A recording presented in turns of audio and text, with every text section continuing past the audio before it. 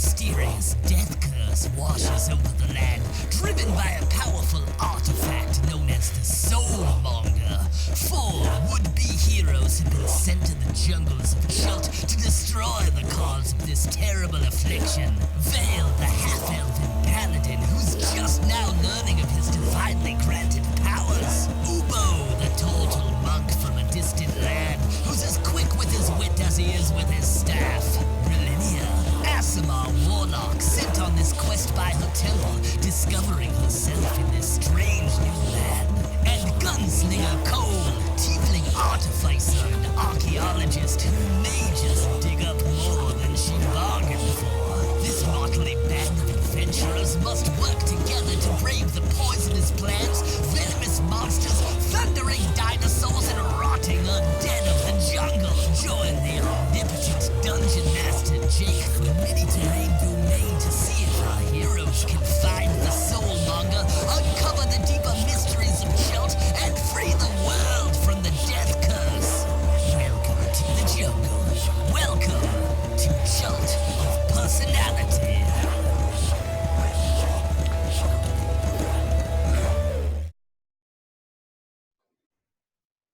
Hey internets, it's Jake from Mini Terrain Domain, and this is Chult of Personality, our weekly Doom of Annihilation campaign happening every Sunday night, right here on twitch.tv/Mini Terrain Domain at 8:30 p.m. Eastern.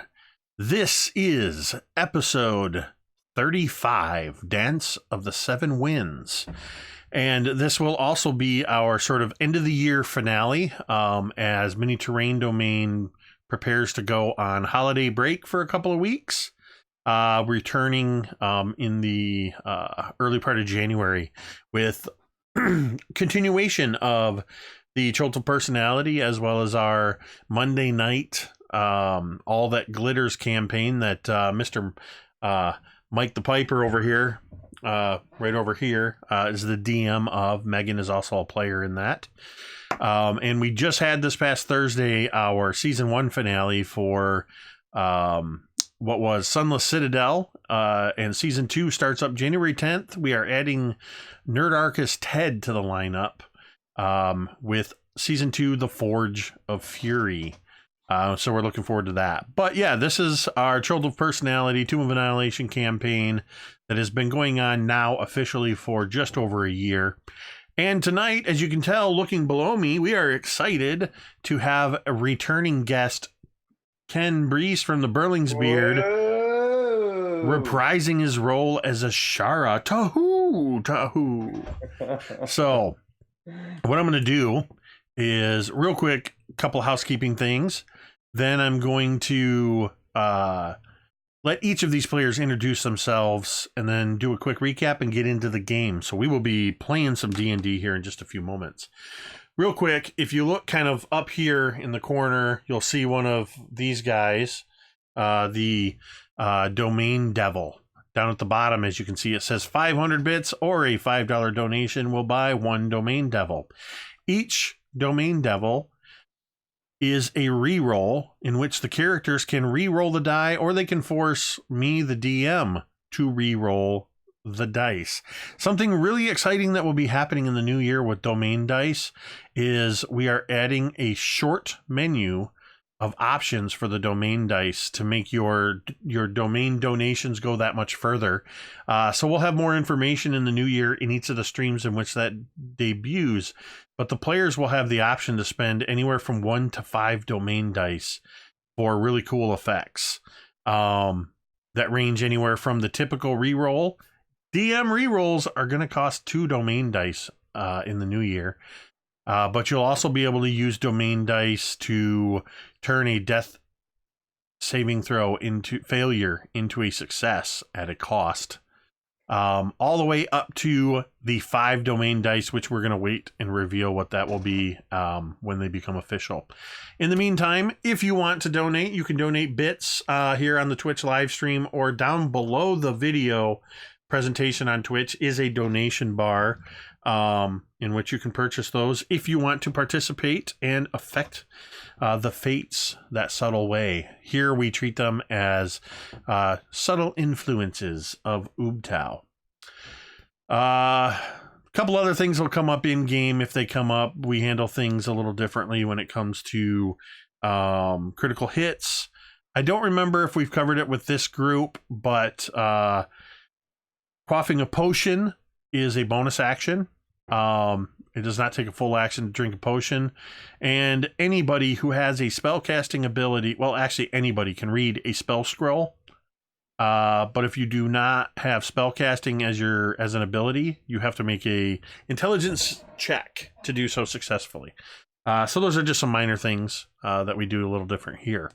We are going to go around the horn here, have each of these wonderful players introduce themselves, tell us where you can find them on the internets, and who they are playing tonight. And we are going to go a little out of order. We are going to start with our guest tonight, Ken. Oh, well, thanks for having me, Jake, and everybody. I'm super stoked that I can join you all tonight again. I'm Ken at Burling's Beard. You can find me on Twitter. I am a podcaster at Board Ghost, and I am a freelance dungeon master in the New York City area. So definitely check me out if you get a chance. I'm super stoked to be back playing as Ashara, the shaman teacher. I am an Aarakocra, an older Aarakocra. I am a friend to the party, though probably a little bit of a foil as well. I'm also the mother of Eric, which is an interesting connection there.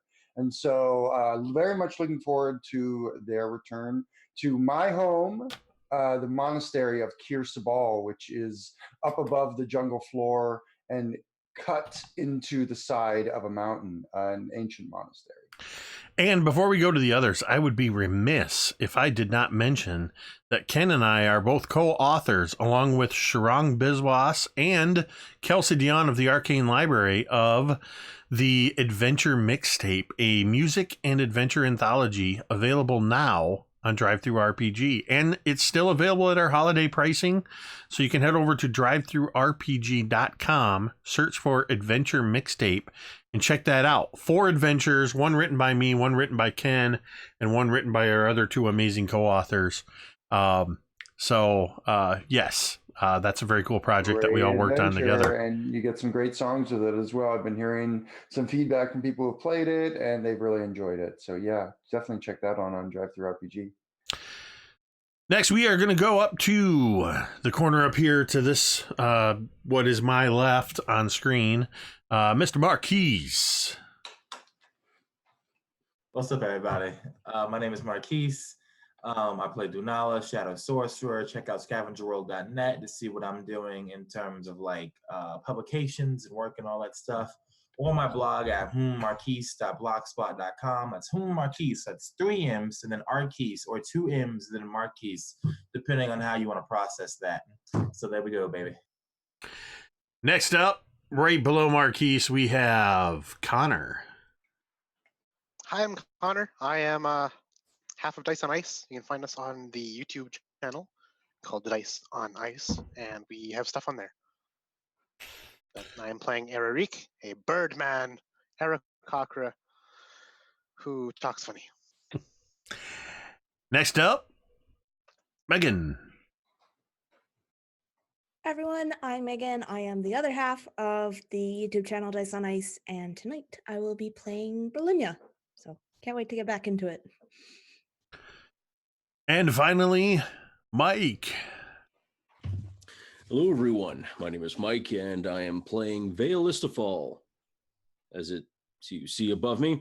I'm looking forward to this session because, well, I love this game. It's great. And, of course, thank you, everyone, for joining us today. I mean, it's going to be a really good action-packed episode full of pain and suffering and loss.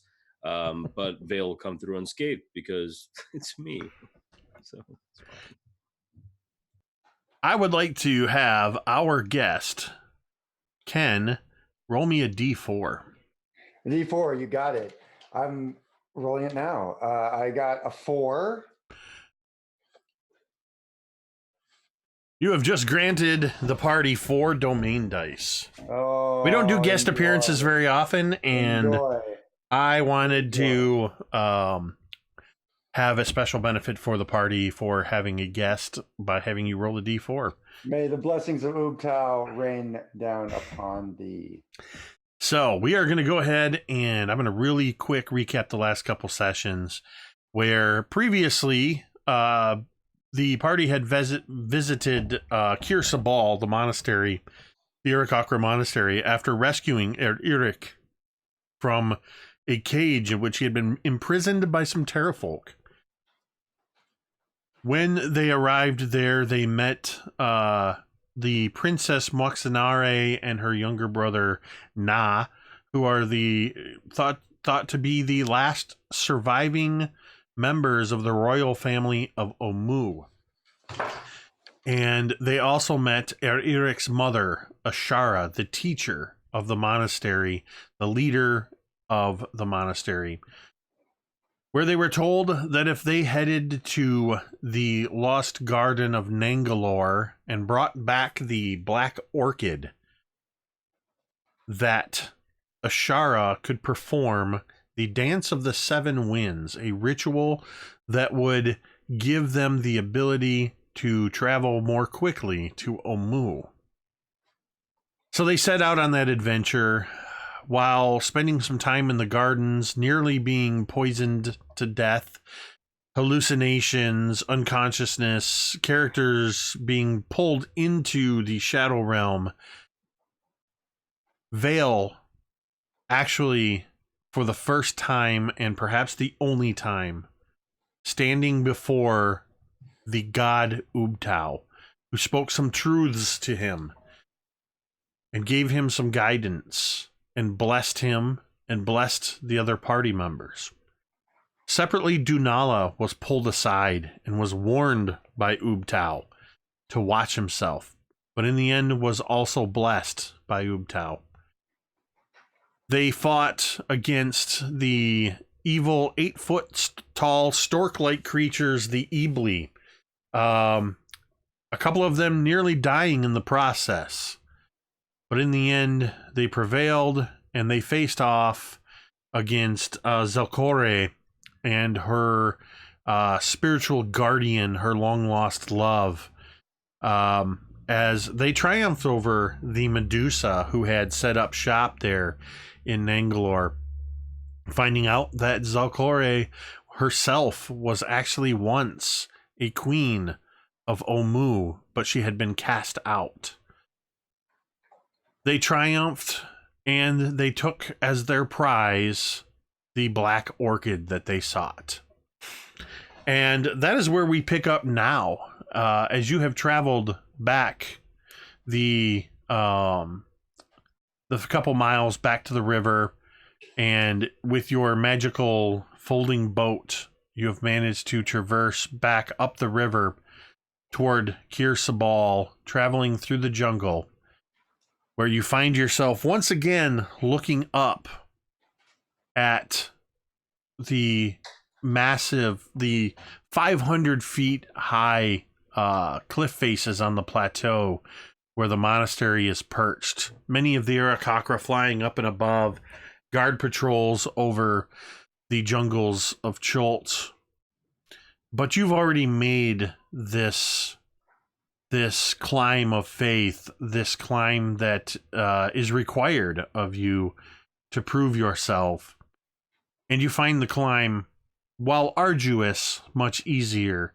You have not only learned the dangers of scaling this cliff and the narrow, rotting passageways in the lower hundreds of feet, but two familiar, brightly plumed in blue Irakakran guards, the personal honor guard of Ashara herself, Chirek and Tealish, who previously were a bit cocky. They fly down, and this time they provide guidance to you, pointing out the best handholds, and watch out for this board here as they fly alongside you as you travel upward. It takes you an hour, but you finally, after a total of 3 days of travel, you find yourself once again in Istafall. It is later in the evening when you arrive up here. Chirek and Tealish, once you are safely on the solid ground in the higher levels of Istafall, Chirek can't resist still landing with a flourish.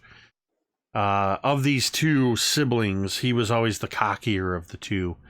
And he swoops out, comes flying in very quickly, flies in low, just deliberately brushing over the head of Eric, and lands with a solid doosh. Of course, Tealish rolls her eyes at him. It is good to see you. Have all arrived back here safely from your quest. It is unfortunate it is so late in the day. Mashara is not to be disturbed, but we have been instructed to provide you with nourishment and rest. You may retire at leisure to the same rooms you held days ago. You may also take sustenance in a meal that has been provided for you. It is your choice. If you do not require anything of us, we will dismiss ourselves. Donala would enjoy a vibrant and fantastic bath, perhaps. I can bring my own soap. This is, of course, something that very well can be arranged. Tealish speaks, Dunala. I would be happy to lead you to the bathing pools. Great. Would anybody else wish to bathe?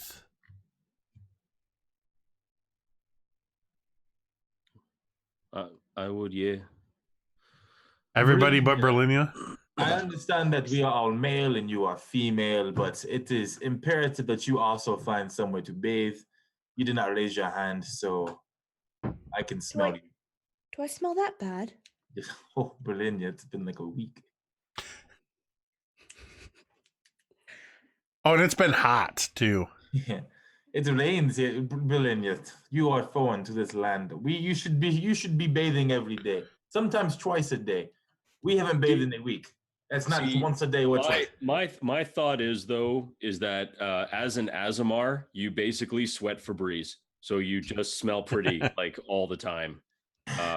To be fair, I mean, no less disgusting. Marquise's point stands, though. I mean, it's like it is humid as fuck. You're covered in bird blood, Medusa blood, Medusa poison. Tealish, being the only other female, seeing Brilinya that you are kind of alone amongst these men, says, she kind of leans in with her back to the others, and she says, I would advise you that it is probably in your best interest to partake in the baths also. While I won't go so far as to describe your order, I will say that many of the monks already knew of your arrival as soon as you stepped foot in the monastery. You can see Berlinya's face just go like this crimson color. Yeah, oh, all right. If you require it, I can lead you to a more private bath on your own. Typically, the bathing pools offer a modicum of privacy, but if you would prefer, I can separate you from the others. It is entirely up to you. That would be great. Thank you so much. Now, do you need soap, Brilinya? Because I have soap made of bat bladder. I have soap made out of koala eyes. I have soap made of apples and pears, and also the feces of the Western elephants. Donala, may I please see these soaps? Oh, They sound fascinating. they are amazing. I love making soap is a hobby of mine. Just one moment. And he starts rifling through his pack and he brings out like a dozen soaps and they smell amazing despite despite how he's made them. He's like, look at these soaps. Tealish holds out her hands. May I? I would like to smell these soaps. Yes. Here, which one do you want to smell? This one right here, and he puts it in her hand. This one right here is made from dragon turtle filings in the teeth. I would like to know what they all smell like, all at once. You sound suspicious. No, I'm just curious. This sounds even more. How curious. Make an insight check. Jeez. No, You know what? Yeah, roll an insight check. My dice are over there. Dunala says to her, listen, I can make you soaps. Are you not going to give her the soap? No, I'm not going to give her the soap. He's so protective over his soaps. Seeing that you won't give them over, she reluctantly drops her hands and says, we would ask that you please use the soaps provided in our bathing pools. Dunala will use what soaps must clean his body. Your soaps, they may clean Dunala, but not spiritually, not mentally, not hypothetically, not emotionally. Very well. Then Can your I first... just already be starting to walk over to wherever the bathing pools are? Oh, man, wait, I have a soap just for you too. And I'm going to turn and start following him. No, it's fine. It's fine. Look. I don't want to talk about bathing. I don't want to think about bathing. And I certainly don't want to believe. No, hang on. I don't want to debate bathing. I want to bathe. We're not doing any of those things. We're discussing soaps. Right. Soaps are separate to bathing. If there's soap over there, I'm going to use it. But Dunala, I don't even. No. You are Vale. I want to get naked and then clean. What could get you cleaner than Dunala's soaps? I spend hours making these soaps. I'm walking toward wherever the bathing pool. I'm not even waiting for the guards. I'm just walking. Chirek begins to lead you to the furthest, highest point beyond even the main monastery where you had dined and met with Ashara previously. Dunala, Tealish explains to you that if you insist upon using your own soaps, your first chore in the morning will be to clean the bathing pool in which you use the soaps. Oh, cleaning bathing pools is another hobby of Dunala. And eventually, the three, Vale, Dunala, and Eririk, you are led by Chirek to this higher point into an interior portion of the, there's a tunnel carved into the face of the plateau. And there is a large chute about 20 foot in diameter that opens up, a chimney that shoots up through. You can see starlight above, the fading light of the sun. And there are also handholds and rope ladder in place for those without the gift of flight to fly up. Eric, you are, of course, very familiar with the bathing pools at the top of the plateau. That this massive plateau has natural springs that bubble up at the top. Brilinya, Chirek leads you off to a side chamber and says, please, can you wait here 1 moment? As the gentlemen are all led upstairs, Brilinya, you're standing there alone, waiting, a brazier crackling with as the fire that illuminates the area gives off a warmth that is dry and counteracts the fading heat of the day, though the humidity lingers. You hear a very subtle shifting of the floorboards, just a gentle creak of the floorboards. And you hear this sort of mechanical creak sound behind you. Do you turn around? Yeah, Brilinya would immediately turn to see what was behind her. You see a figure seated in a chair. The chair is a construction of primarily bamboo and woven fibers of thick fronds. Has a sort of wicker appearance to it, but it has also has 2 large wheels on either side of it. It has handles behind it, which Tealish has pushed this wheeled chair in which sits a shrunken form, a humanoid form, huddled, despite the warmth, huddled in blankets. And even the thickness of the blankets, you can see that the form within is hunched and emaciated. As there's another, as the wheeled chair is pushed forward, the firelight dances across a simultaneously familiar and almost foreign face of Sindra Sylvain, the woman who you met so long ago, it seems. At this point, it's been nearly 40 days since you met her in Baldur's Gate, and she summoned all of you and told you of the plight that faced her as she was dying, having once been resurrected. And she set you and Vale and Gunslinger Cole and Ubo off on this quest to seek out the Soulmonger. She has very clearly been suffering in the time since you last saw her, when you had returned briefly to Port Nyanzaru. Right around the time that you had learned about Cole, when you had confronted Cole. That was the last time that you had seen Sindra Sylvain.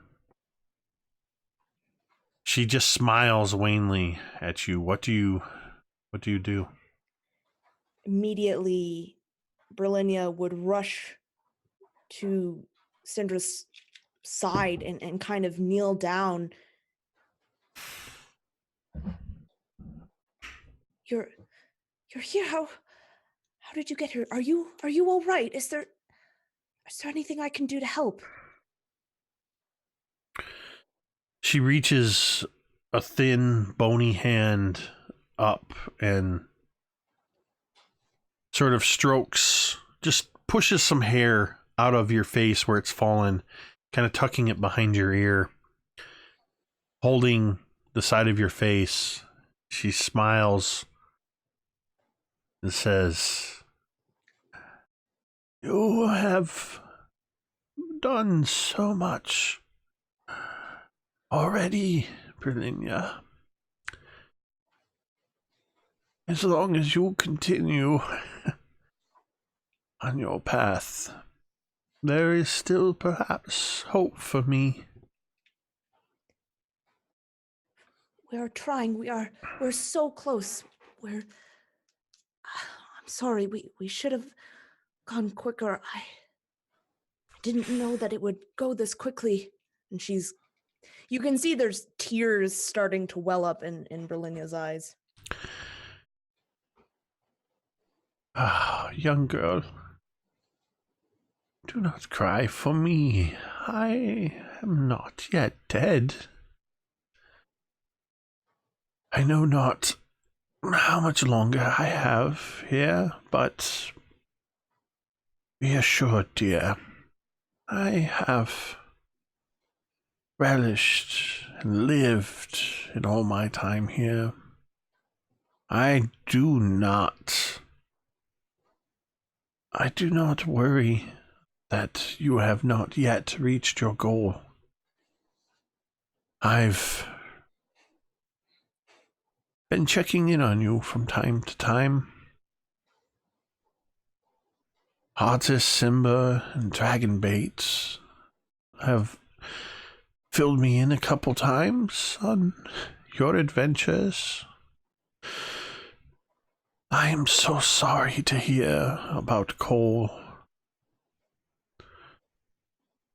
I know what it's like to lose people you love so dearly.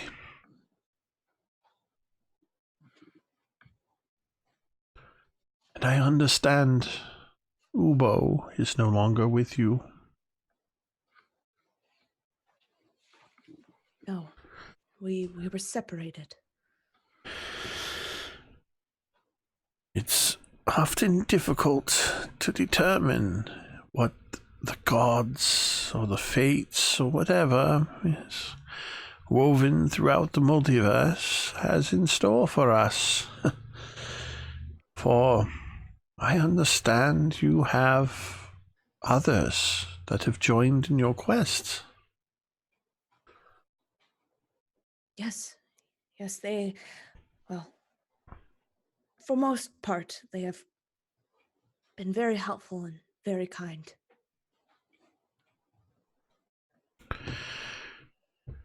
What of you, Brilinya? I can see a renewed strength in your eyes, but there is still a sadness there.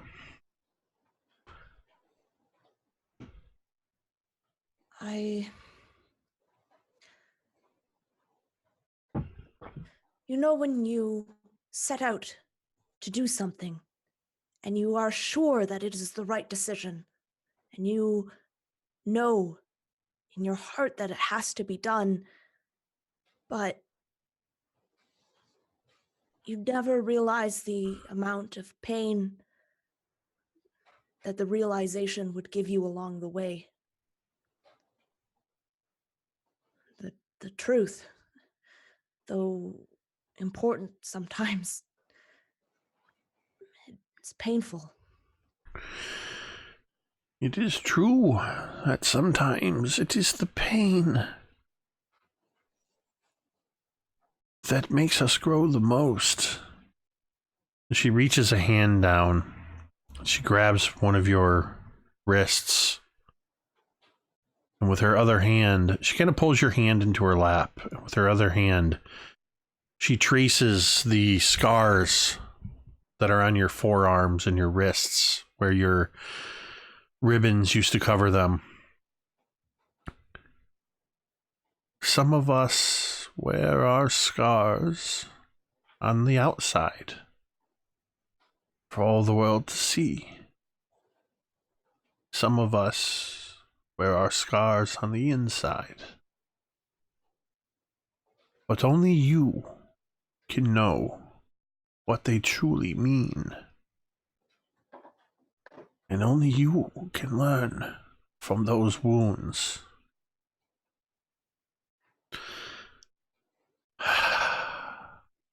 Brilinya. Are you going to stay here? I have used the magic I could summon in my weakened state.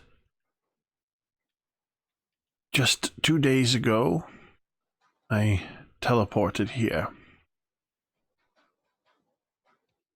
Ashara and I are old friends. And I figured if I don't survive this, Ashara and her people are amongst those so close to the sky where I would choose to spend my last days. But I am so grateful.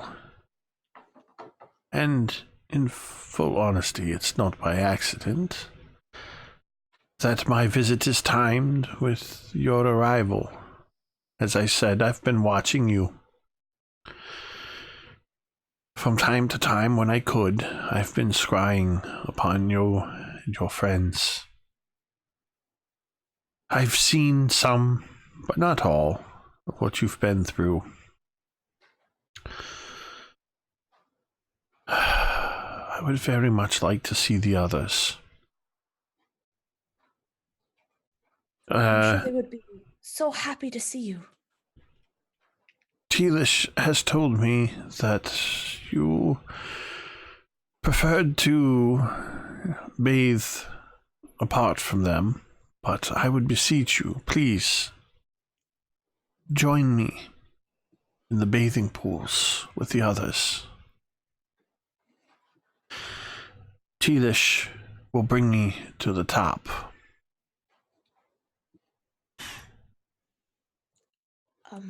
But I would never ask you to do anything that you are not comfortable with.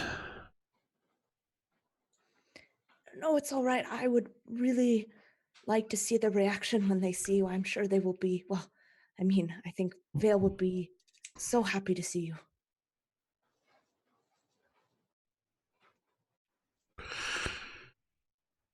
Very well. Tealish, please bring me to the bathing pools. And Tealish instructs you on how you can just go out through, it's just up a couple walkways and you'll find the chimney that leads up to the top, Brilinya. Okay, she would head up. So as you begin heading up, we're gonna kind of step back a few moments in time and see simultaneously as you all are led up to the top. You see that this plateau is a wide, flat area of low vegetation. Not much of any great trees or anything grows so high up in the sky.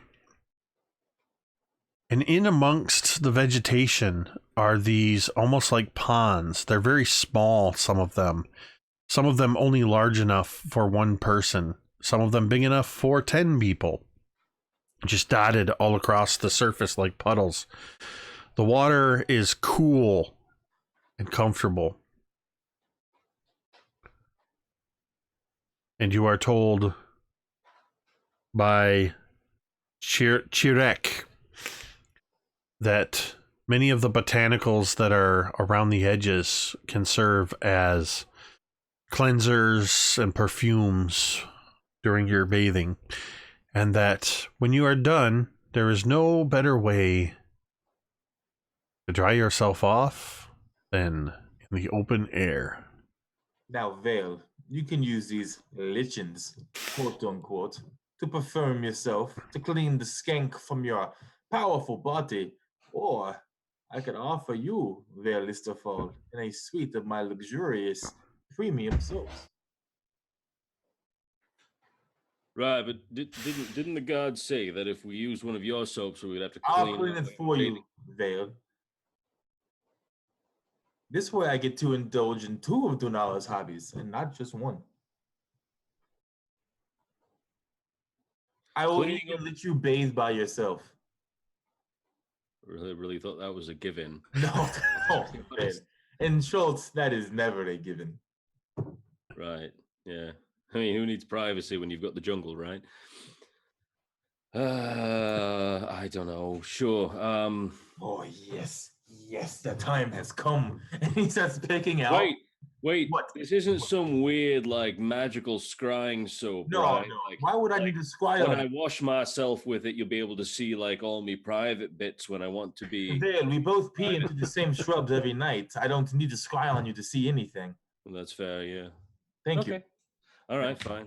You want the one that is made from bat gallbladders, or perhaps you want the one that is made from whale blood mixed with dragon fruit? How about this? You tell me what they each smell like, and I'll tell you when you've got a winner. Oh, you want the sense? Yeah, just give me the sense. There's no words I can describe these. You should smell them yourself. And I'm gonna line up just like lines of soap. And you would think he would run out of soap.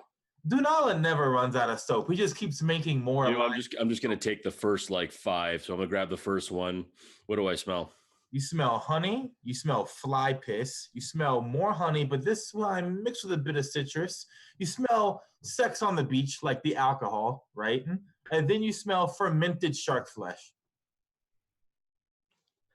I'll take the next one then. The fermented shark flesh? No, you know what? The citrusy one. I'll just grab the citrusy one. Like, Oh, simple. Huh? Dunala used to make these for his wife, and his wife would love them. The fermented Right. shark flesh she did not love. not surprising. And I'll just go in and quickly just start washing all the grime and sweat and just filthy. I'll just strip naked fast, just jump right in and just start like washing. Dunala sits in the water, marinating himself before he starts to soap up. And Erika has found a kind of a shallower spot where he can perch almost like a flamingo, kind of like dip down and preen himself in the water. There are many of these areas around. Chirek waits until you have all disrobed, and he takes up your equipment, your arms, your armor. I will take these down and have some of the other monks clean your gear. Your odor is... Don't trouble him. I can clean my own armor and weapons and whatnot. It is no trouble. It is part of our hospitality, and he's already gathering up and flying away. All right, well, As long as it's not a trap or an ambush, Dunala is okay with it.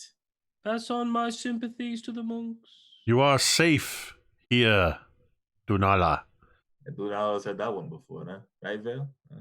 So you are all now naked in the pools with no arms, no armor.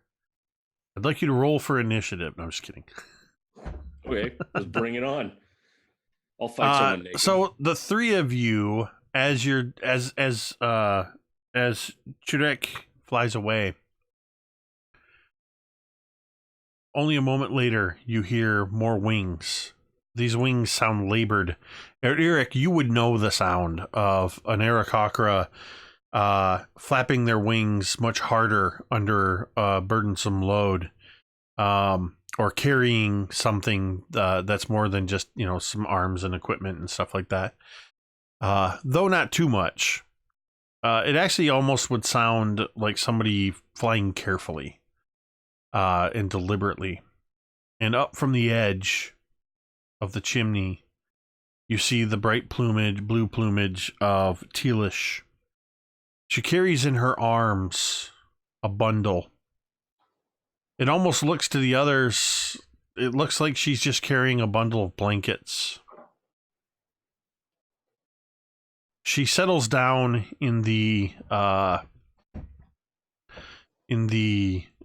area of the foliage that's a little ways away from you. And I think I neglected to mention that this entire surface of this area around these pools is illuminated from within the water itself. There's bioluminescent algae that has a pale green light that sort of illuminates everything. You hear a little bit of shuffling, and then Tealish returns with a figure of a shriveled, pale human woman. Emaciated. And she drops into the pool nearest you, Vale. Actually, unless you put yourself in one of the smaller pools, would you have gone into one that's only big enough for one person, Vale? Or a slightly larger one? Okay. I probably would have gone to one just big enough, just to be on the safe side in case Denal was like, yeah, I'm just gonna bathe with Ooptao Jesus because Ooptao Jesus. And so yeah, I'm just gonna Tealish brings this person into a pool that's right adjacent to yours. And as she sets this person down into the water, you get through the glow of the light, you're the first one to see. And you would be the only one of the three of you up there who would recognize this person as you see Sindra Sylvain. Looking older and more sickly than you had last seen her. It's been probably close to 20 days since you've last seen her. maybe close to 30 actually. Your first foray into the jungle had been relatively short, and then you had returned to Port Nyanzaru when you had seen her again. She does not look well. In the glow, she just looks over at you, and she smiles. Hello, Vale, Istafall. I'll immediately stand up, have a pregnant thought, realize I'm naked, and then like kind of like go back down again and Lady Sylvain. Sorry. How do you fare? There's no point in me pretending that I am more well than I am. As you can no doubt tell, this death curse is taking its toll. I understand. I think we are making some good strides. Is there, don't know, is there some way that I can heal you, or maybe help you in some way, buy you some more time? You are already doing that, the most that you can do. There have already been powerful healers and shamans that have attempted to help myself and others like me. But it has been all in vain. The death curse, this soulmonger, it is relentless. In all honesty, Vale, I don't know how much longer I have left. I am sorry it has taken us so long, but we will press on harder than ever before and do what we can. Ooh. Vale, I've been watching you when I can. Until my magics begin to take too much toll on me. And I have seen the trials and the tribulations you and your friends have faced. I mourned alongside you all when Cole met her demise. I know that Ubo is no longer with you. He's at peace with Adasimba. And at this moment is when Brilinya you crest over, climbing this chimney. It's a little bit of a climb, but you get up there and you can see now these glowing pools. You see Eric, Dunala, and Vale bathing in various pools. Vale is in a small pool, barely larger than a large bathtub, but next to him is a slightly larger, looks like almost like a hot tub. Like it could fit like 4 or 5 people, and that's where you can see Sindra Sylvain is positioned. Tealish is standing by, and she says, I can take your clothing and your equipment and have it cleaned if you wish. Brilinya just kind of nods quickly.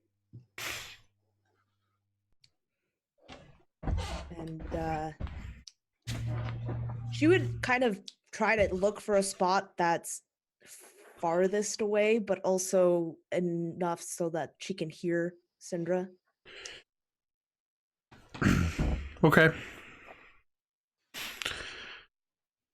So you're able to do so, and you're able to relatively discreetly, though if anybody looked in your direction, they might see something, but Tealish actually kind of positions her body, and just with a very subtle motion, Her wings sort of slightly unfurl from her back, and the wing feathers spread as she forms a sort of a privacy curtain for you. So you're able to disrobe and quickly get into one of these pools. And Syndra looks over at you and just smiles. Brilinya, you made it up here. I was just talking to Vale. And of course, Dunala and Eric, you can hear everything that's being said, but neither of you would have any idea. Actually, I take that back. Dunala, you would have no idea who this woman is. Eric, from your childhood, you would recognize this woman, and you would know her by reputation, having been a longtime friend of your mother's. And you've heard the stories that she once saved your mother, though you haven't seen this woman in many years. I was just talking to Vale about the trials and tribulations you and your friends have faced. While it is true, I know that Ubo went off with Artis and Dragonbait. I must bring you most troubling news, but it is not anything that you should worry yourselves about or anything that you can really do at this time. But while it is, I can confirm that Ubo lives still. The circumstances of the crash of their airship, it was a deadly crash for the 3 sisters that Artis had taken upon his crew. They did not survive the crash. Dragonbait was grievously wounded, but survives. But whatever it was that attacked them, I can no longer sense Ubo on this plane of existence.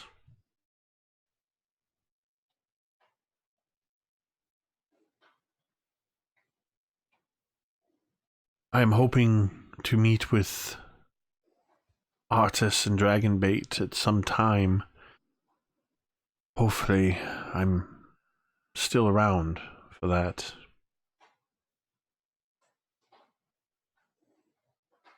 Then I will find out what is going on, and when it is possible, perhaps, I can let you know. In the meantime, you must stay your course. You are closer to the Soulmonger than you know. Are they safe now? Are they getting help? As I understand it, Artis and Dragonbait have found a safe haven and are being taken care of.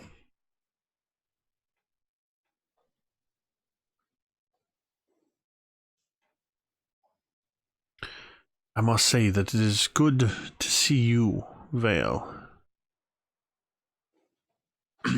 And when Syndra mentions Brilinya, and I do having a look, I'll actually sink lower in the pool to kind of just not expose myself too much. So I'm kind of just peeking out. Syndra, you don't suppose that Ubo is past?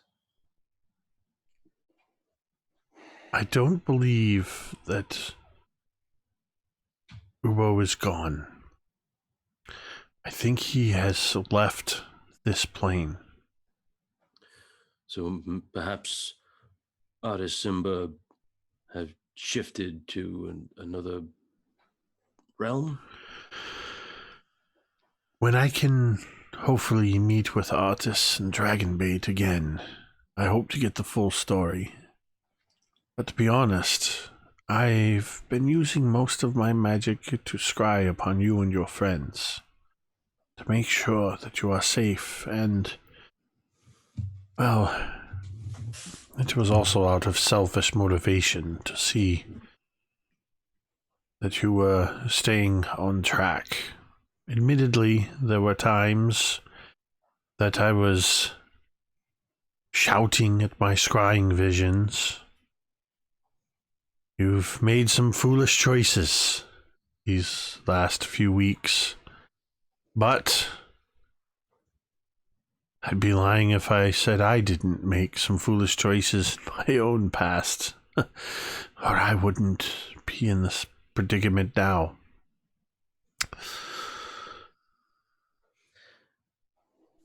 Well, I can understand that. But using this magic, does it not weaken you? It does. And if it does, then perhaps just let us keep going. Trust us. And we shall keep going. If you need to hear from us, we can perhaps send a messenger or try to, well, magically send something to you. At this point, Vale, I don't have much choice, but I take comfort in knowing that you are now here, about to partake in the benefits of Ashara's Dance of the Seven Winds. Do you know, in all of the many years I have lived, I've only ever heard of this dance. I have never seen Ashara actually perform it. I would be interesting to see. As the dungeon master grabs another draft of beer. So, let us cleanse ourselves tonight of all that burdens us to date. Dunala has a question. Who are you? Though you don't know me, Dunala, I know of you. I've seen what you have done for Vale and Brilinya, and even with Ubo. And Eric, it warms my heart to see you taking up the mantle of adventure. You could not have allied yourselves with many better than Vale and Brilinya. Dunala, it was I who first set Vale, Brilinya, Ubo, and Gunslinger Cole on this quest to seek out the Soulmonger.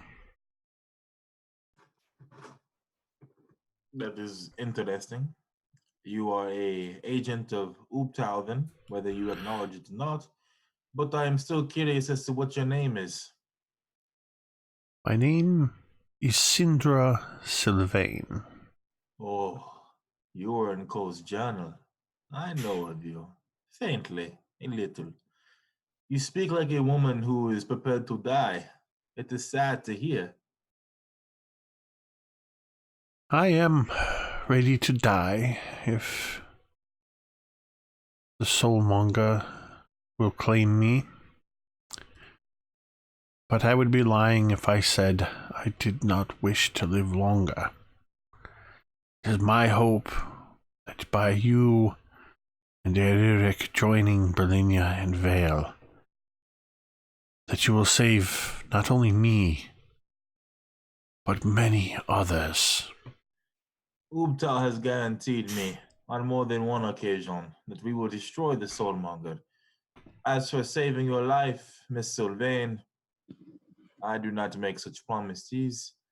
But I think it would make Vale and Brilinya happy if you were to live, so Dunala will do the best that you can do. Dunala. The little bits of time that I have seen you in action, I don't always agree with that which you do. But I know some of that is because of the nature you have found yourself in. There is a time I would not have admitted that I was touched by Ubtao. But even I can see his influence now. Surely you cannot deny that Ubtao has also touched your life. Ubtao has taken full possession of it, to be honest.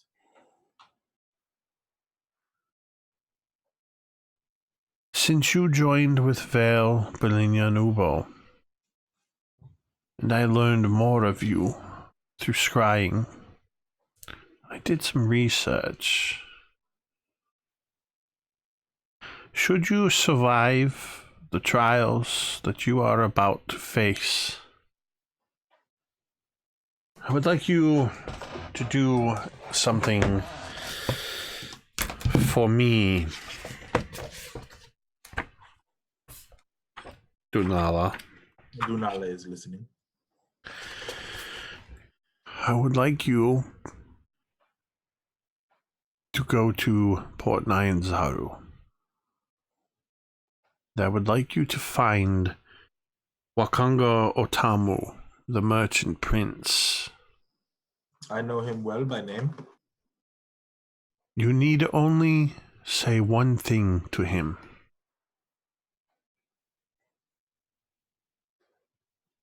Hold on a second. My screen just went nutso. Is Zoom still functioning for everybody? Yep. There is a big blue circle over my Zoom window for some reason. Okay, it's gone. Sorry. I didn't need to lose everybody suddenly and lose the stream. All right, there we go. Sorry.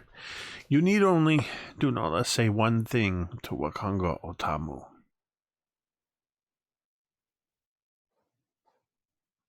Speak the name Ayana. Dunala goes completely rigid when she says that name.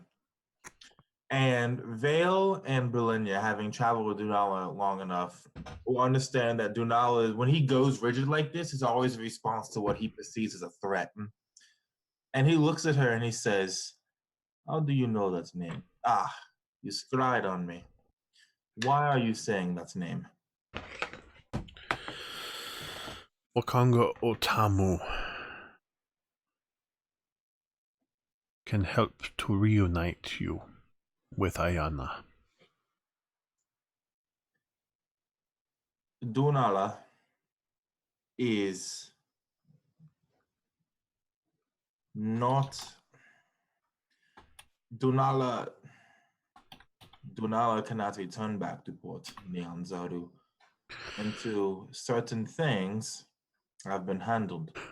Certain things, such as certain merchant princes or princesses, depending on how you want to view the situation. And Dunala being told that his daughter is currently, her fate is tied to a merchant prince, one of many who have wronged Dunala and framed him and exiled him, does not make Dunala feel very confident in the words of Miss Sylvain.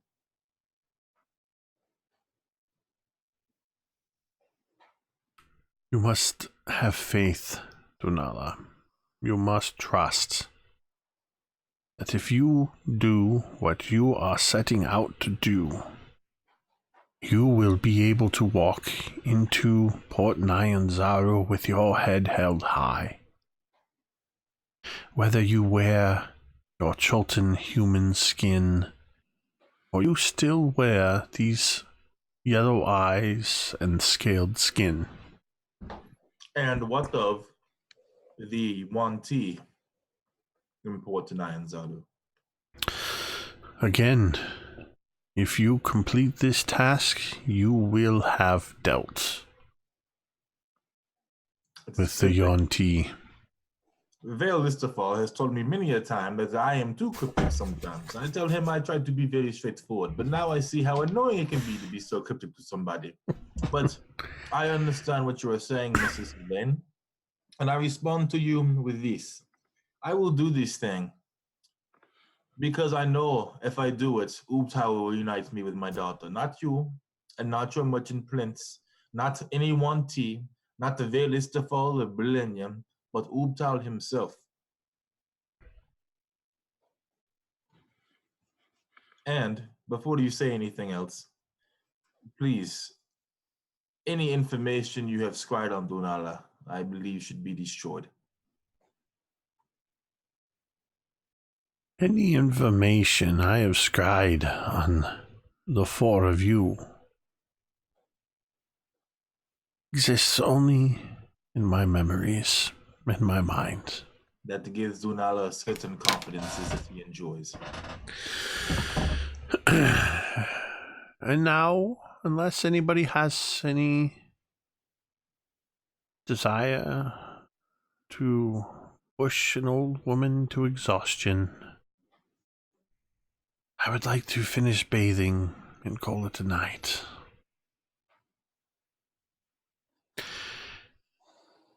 And unless there's anything else you would like to do, you would all be able to pass the evening in finishing up, cleaning up. You would be able to return to your rooms that you stayed in before, where you find all of your gear has been cleaned up, weapons have been polished, your clothing has been cleaned, tears and rips have been sewn, and it's all waiting for you in your bedrooms. Tealish would have returned at one point and provided you all with simple linen robes to don in the meantime, so you didn't have to walk naked back to your rooms.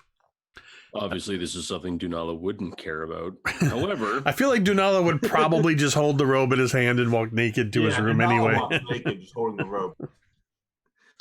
I would put the robe on definitely, and walk out. I wouldn't even look at Brilinya. I'd be a little embarrassed, I think.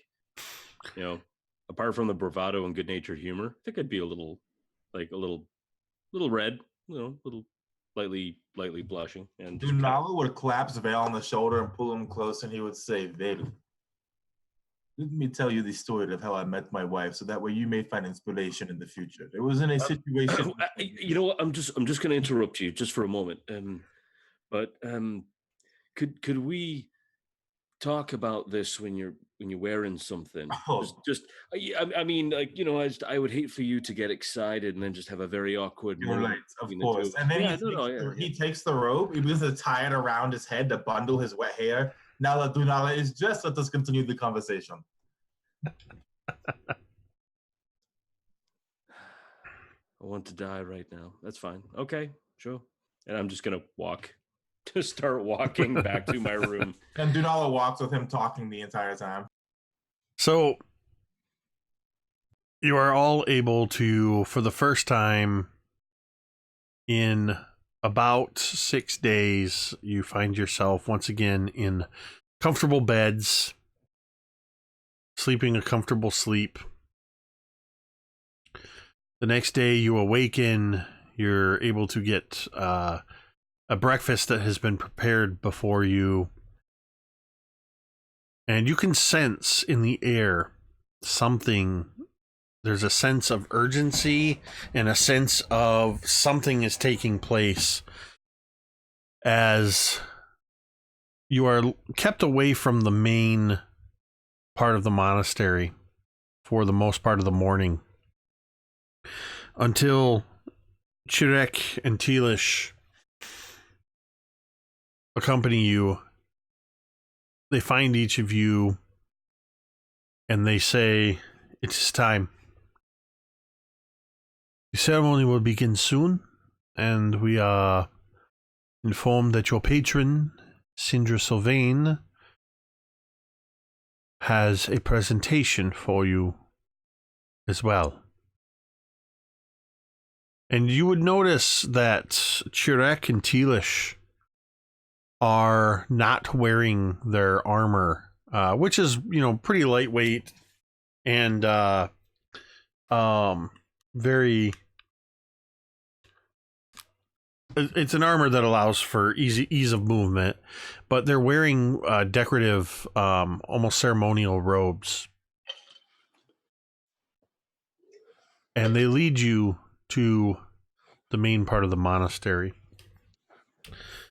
In here, the entirety of the monastery, some 60 Aarakocra, are seated in rows along the sides of this main chamber. They're all seated on the ground, almost like, because of their Aarakocra nature, they almost seem to be like roosting in these like bleachers, almost these wooden seats that have tiers that rise up, about 30 on each side. The teacher, Ashara, is seated up on a dais on some pillows. Chirek and Tealish, well, Chirek initially moves to stand to one side of Ashara. Tealish heads off to the side, and you hear that sound you heard the night before, Brilinya, that little bit of a squeaking sound, as the rest of you see Sindra Sylvain being pushed in a wheeled chair made of bamboo and wicker into the center in front of the platform. Tealish moves out of the area. She comes in, and a couple other Aarakocran monks come with her, and they bring a medium-sized chest, and then they bring another medium-sized chest. They place them. Bring another medium-sized. No, just the two medium-sized chests. They place them in front of Sindra. The monks take their seats. Tealish stays standing next to Sindra. Sindra speaks. A little bit of that strength that had been in her voice so many weeks ago is there, though you can still sense a bit of the weakness. Momentarily, Ashara, my friend, the teacher and leader of the Kirsabal Monastery, will perform the Dance of the Seven Winds for the benefit of you all, and for the benefit of so many more than you know. Ashara has been kind enough to grant me this time to present you with, well, to be honest, Vale and Brilinya, you may remember that a part of our original deal was that I would pay you with items chosen from my own items that I had collected of years of adventuring. To be honest, I'm not entirely sure I will be around to reward you when you finish your mission. So I'm rewarding you now. Vale Istafall, please step forward. And I do. Vale Istafall, you have proven yourself to be a fine warrior.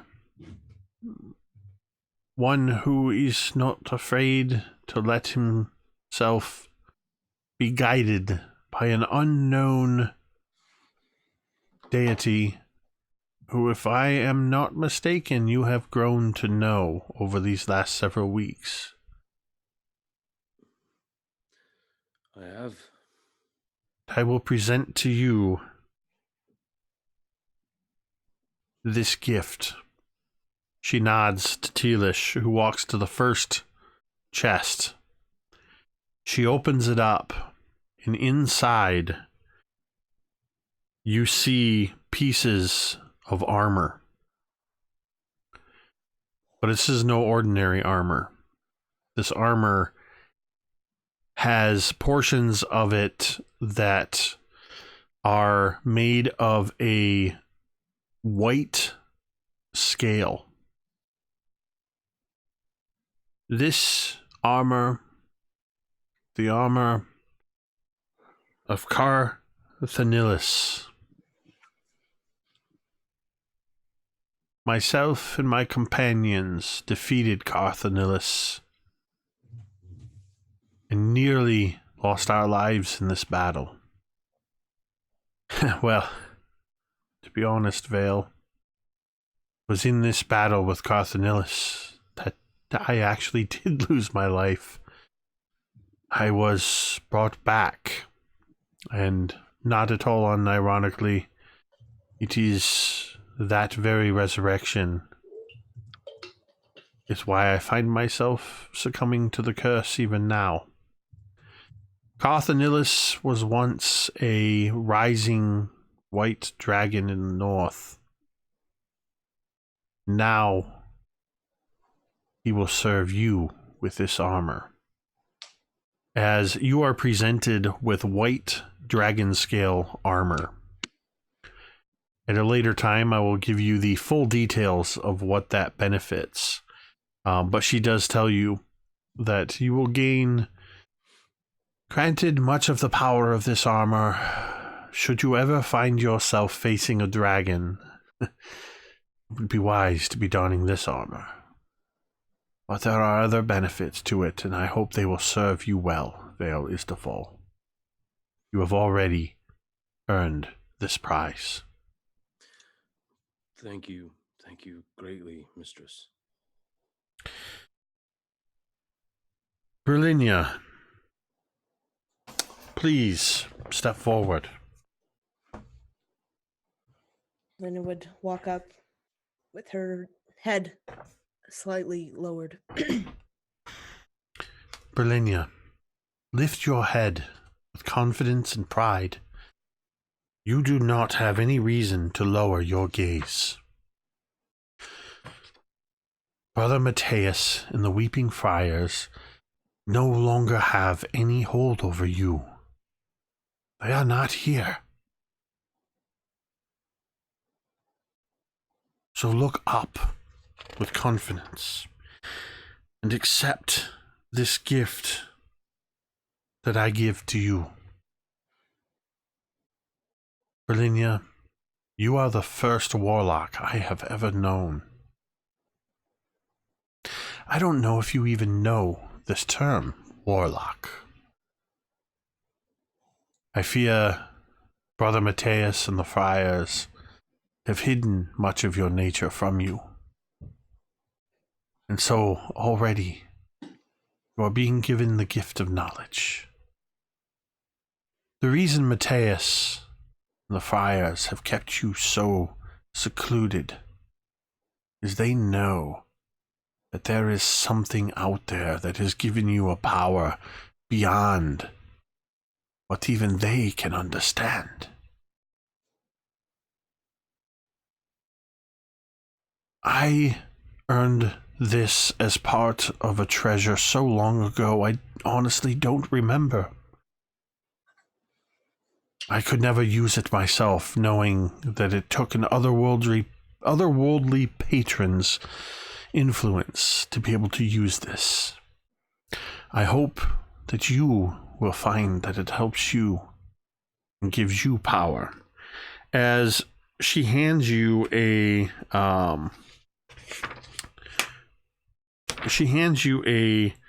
or rather Tealish hands you from within this box a rod. It's about an 18-inch long rod. All that I know is that this is called the Rod of the Pact Keeper.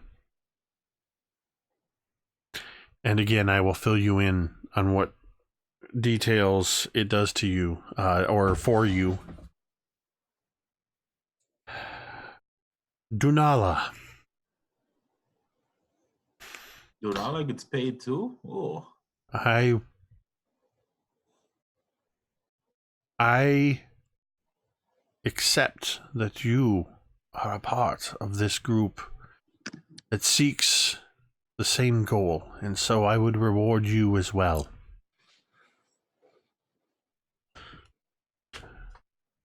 I only know of you what I have seen through my scrying, Dunala. And one thing that I have seen is much like myself. You wield arcane magics with a skill and a uniqueness, the likes of which I have not seen, well, since I was an adventurer, to be honest. The prize that I give to you, Dunala, is my personal ring. And she actually removes a ring from her finger. It slides off easily as she hands you this ring.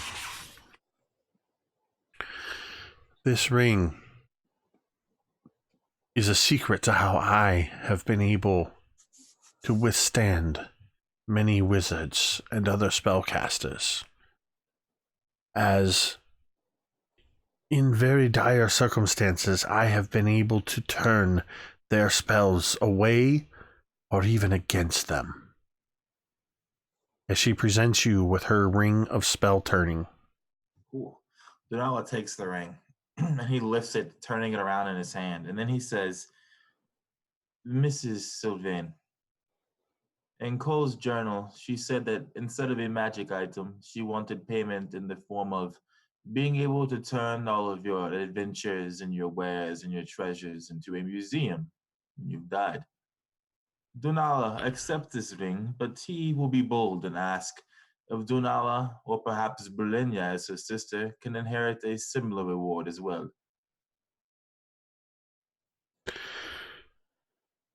This will be done. Wakanga Otamu, should I not be alive to present this final gift, will have the ability to provide access to the entirety of my possessions.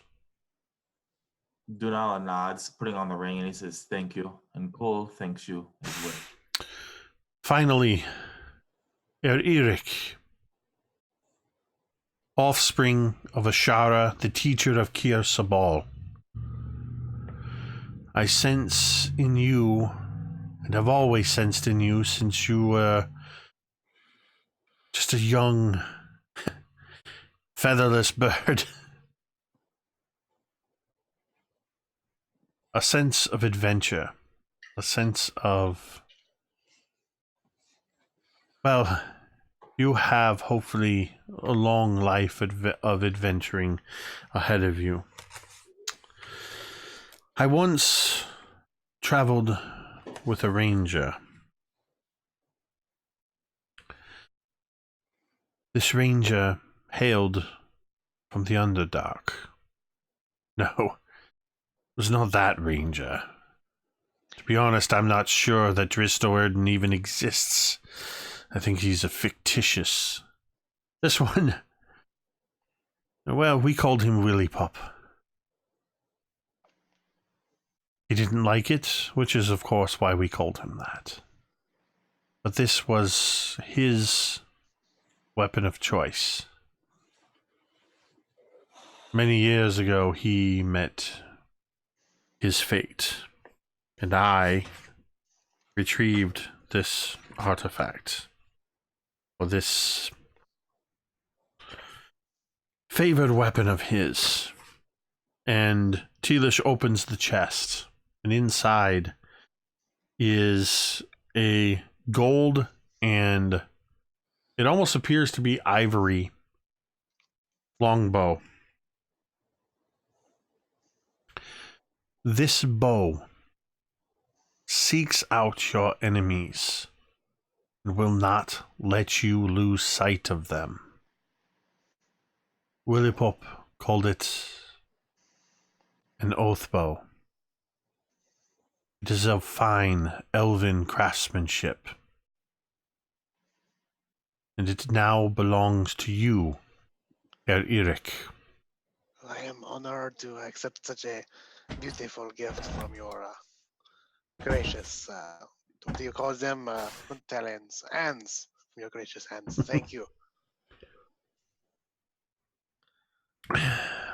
Merci. Syndra, having bestowed upon you your gifts, Tealish nods. A couple of monks come back in. They remove the chests. Tealish wheels Syndra to the side, and Syndra turns and looks up at the dais to Ashara. Off to the side, near the door, but still in and standing there, kind of in the shadows, but with her head held high, Princess Moxinare and her little brother Na, wearing his makeshift Aarakocra costume. They stand near the door and watch over what is about to happen. Ashara, you may now begin the Dance of the Seven Winds. Cool. So if you guys remember, Ashara has blue feathers and sort of a yellow throat. She is in the same sort of ceremonial robes as Chiris and Talish, and she sort of comes down from the dais and sort of clucks around and seems to sort of look around at the adventurers and goes up to Eric and embraces him, just taking him full on, just embrace, and saying sort of like in his ear how happy she is that he has been able to be so successful in his adventuring. She also sort of looks around to Dunala and comes up to Dunala, and from underneath her ceremonial robes produces what seems to be a number of soaps that have been tied up into with some twine, and offers them. They seem to be made of Aarakocra guano, mint fiber, and ground crystal.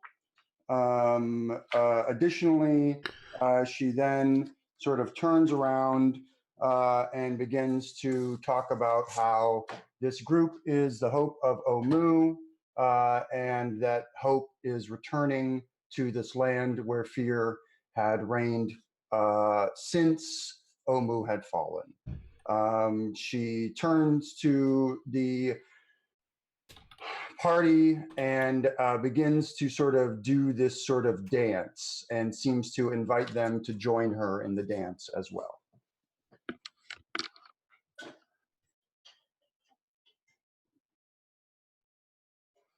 I'm gonna look awkwardly around and realize that no, this isn't gonna happen until we do it. Fuck it. So I'm gonna just go right in there. Oh, Donala claps you on the shoulder, Vale, and he says, "Let the older man teach you a few tricks, huh?" And then he looks to Brilinya, then back at you, and he's gonna go start kicking it with Ashara. Awesome. Yes, the others as well. Talish and Chileth are also Chirek. doing the dance as well.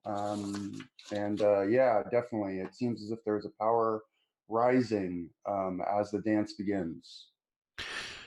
Ashara, what does this dance look like? What does it looks like the entail chicken- from it looks Ashara? like the chicken dance from a wedding.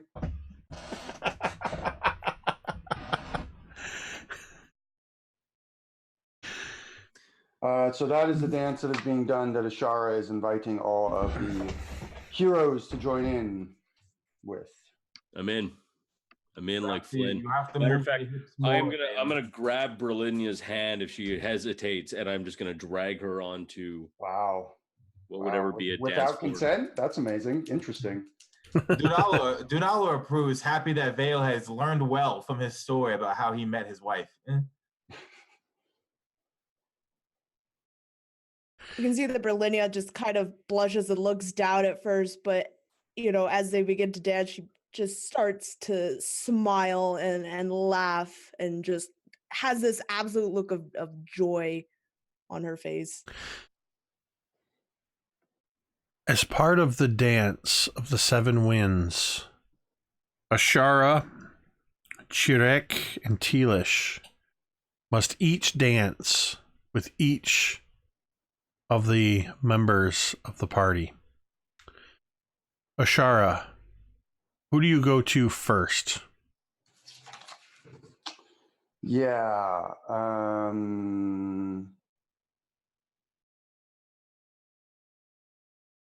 Sort of go, I guess, to Brilinya and dance with Brilinya first, saying, Brilinya, you did not complete the stairs of supplication. You flew up from them, and so you are lesser in our eyes. But we understand that you have the orchid. Please produce it.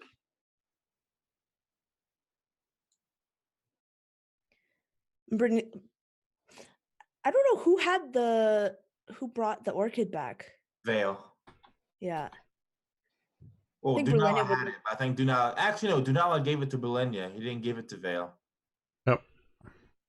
Ah, okay. So then Brilinya's face would turn slightly red at that mention, but she would bring up the... As the orchid is produced, Ashara takes the orchid and begins to sprinkle it around her, saying, your deeds have proven you to be a true hero. May the wings spread over you and the winds favor you.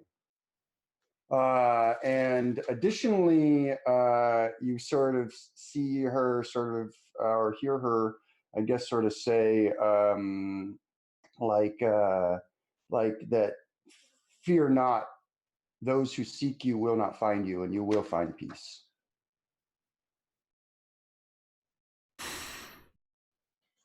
After dancing with Brilinya, who do you go to next? Sure, I'll go to Vale Istafall next. And sprinkle some over him and say, worry not, you are favored of Omu.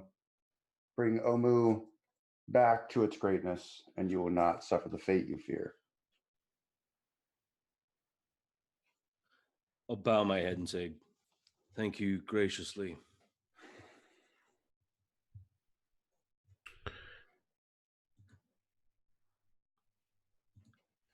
After Vale,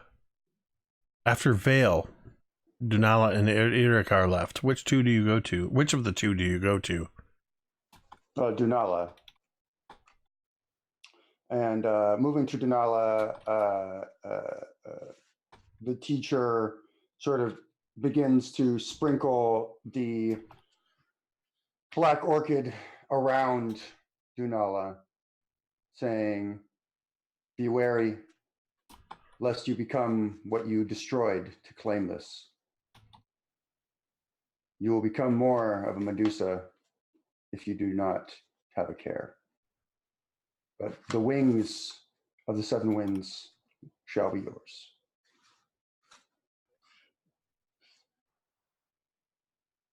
And finally, your son remains. Yeah, there's not much left. And so she spreads it upon his own wings, encouraging him to flit towards Omu and guide these adventurers true. Yeah, merci. As the dance proceeds, Chirek and Tealish also participate, each of them dancing with each of you. Each of them saying the same thing. May the dance, the seven winds favor you and speed you on your way to your goal. We do this believing that you will be successful. And you know, Eric, that your involvement is more symbolic, that you do not need to benefit from the full benefit of this dance. Ashara, how long does the Dance of the Seven Winds take? How long does this dance? I don't know. How long do you want to dance the chicken dance? Dance it all night. Dunala would be down to dance all night, but If you want. I think the Dance of the Seven Winds, you all feel an energy coursing through you. At some point, the rest of the monks begin to participate, and it's sort of like a Chultan version of the it's like a Chultan version of that scene in the Matrix, the second Matrix movie, where they weirdly have a rave party in the middle of it. Everybody's just dancing and having a good time, and the Dance of the Seven Winds goes on for 7 hours.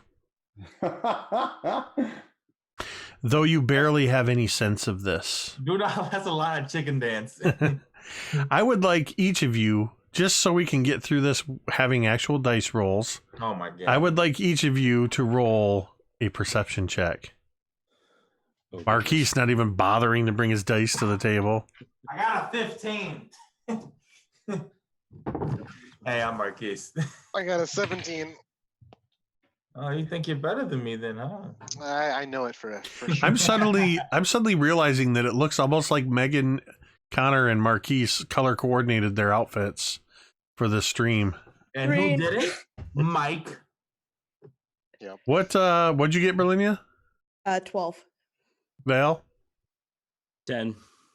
Eric, what was your roll? 17. Eric, perhaps because you know from the stories what to expect, you're the first to notice this.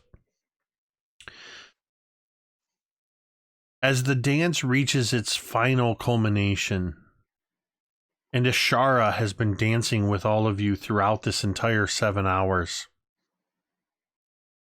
Ashara flares her wings out in a sudden moment of just pure dancing ecstasy. She holds her arms out and her wings flare widely, and her wings suddenly begin to shrivel into useless nothing as they just droop helplessly behind her. Ashara, who benefits from your power of flight? Which of the three, other than Eric, gain your wings? Dunala. Dunala, what does it look like as Ushara's wings fade away and you gain actual physical wings? I feel like the blessing or the Dance of the Seven Winds is something that is holy and sacred. So when it does begin to manifest with the Dunala, he begins to slow down his dancing, and then his arms slowly lower to his sides, and he begins to actually openly weep. And then exploding from his back is a kaleidoscope of colors, like stained glass, just spreading outwards. And then as the lights begin to slowly shimmer down and begin to fade away, left in their place are these two incredibly vibrant wings, looking as Ashara's did, not now when she granted them, but as they did in her youth, in her prime, beautiful, vibrant, colorful, amazing. As the dance continues, in this moment, suddenly Shirek also throws his arms out and his wings wide, these brilliant blue plumed wings, and they also suddenly just begin to droop. Vale, what does it look like as you gain Chirek's power of flight?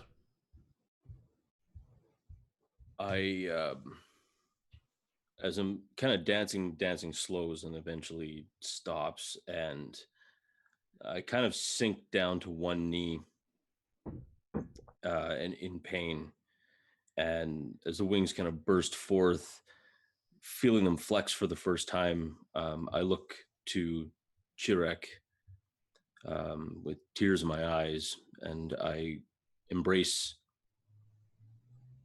Chirek and weep for the loss, or at least the donation of his wings to mine. He puts his forehead against yours, his beak pressing against your nose, as he just says to you, Vale Istafall, I give you this gift freely. Use it to accomplish your goals. As I embrace him, though, can I take his pain away? Can I like try and heal? Like if you've gotten that pain, or give me an insight check. Sure, really quick. Nope, that's a natural 2. Yeah, you can try to do something if you want. Okay, try and give him like 10 HP or something like that. Try and heal him up, and if it does anything, great. If not, that's cool too. He smiles, embraces you a little tighter. Brilinya, at the same moment, Tealish also throws her arms and her wings wide, and the same thing at the same moment, her wings sprout from your back. You've only to this date experienced momentary spectral wings. What do you experience now, having actual physical wings? I can imagine that as these wings kind of sprout from her back, they look like her spectral wings, but more just real. They're there. And I think she would even, they have this sense the same shimmering light, but they have the coloration and the texture. Sorry, what was her name? Sorry. Tealish. Tealish, yeah. Sorry. That Tealish has. And I think that even Brilinya would kind of reach back and just touch the feathers just to see that they're there and they're real. And she looks to Tealish and there are just tears in her eyes, and they're beautiful. Tealish looks at you and says, they look good on you. Thank you. And it is here that the dance of the 7 winds comes to an end. Ashara, how does the ceremony end? I think as the dancing ends, Ashara casts the wind walk spell upon everyone that she can, so they can all fly around together. Excellent.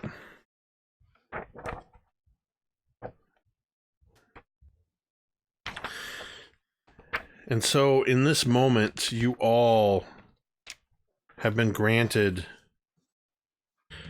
the power of flight.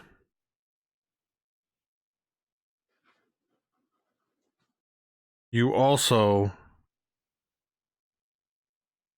for a period of time, you said the wind walk spell?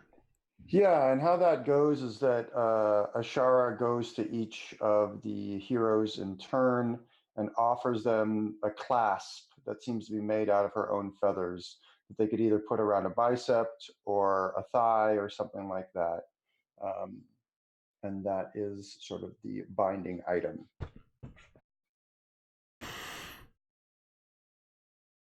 And at this moment, at the end, Princess Moixanare, sensing the end of the ceremony, faces the 4 of you.